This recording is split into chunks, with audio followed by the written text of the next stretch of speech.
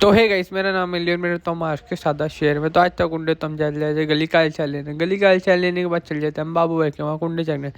कुंडे चख के आते तो देखते चाचा उन भी आ गए थे, तो हम चल जाते चाचा के घर कुंडे चखने। कुंडे चखने के बाद हम आ जाते बाहर, बाहर आके चल जाते बड़प्पा के वहाँ कुंडे चखने। यहाँ सब बैठ जाते पहले, फिर आ जाते सब कुंडे चखने।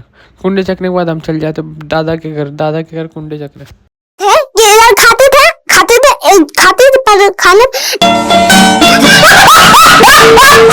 इधर कुंडे चखने के बाद हम चल जाते मेरे दोस्त फिजान के घर कुंडे चखने। तो आप आते देखो कुंडे चख लेते, और ये भाई को देखो, वाह क्या मुस्कुराहट है।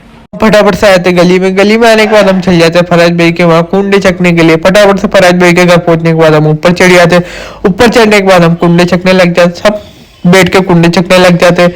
फिर हम वापस से निकल जाते घर की ओर। घर की ओर पहुंचने के बाद मैं चल जाता अपने घर। घर जाने के बाद हम चल जाते स्कूल की ओर। स्कूल की ओर जाने के बाद हम पेपर दे के निकल जाते वापस से घर की ओर। तो फिर अगले ब्लॉग में तब तक के लिए बाय बाय।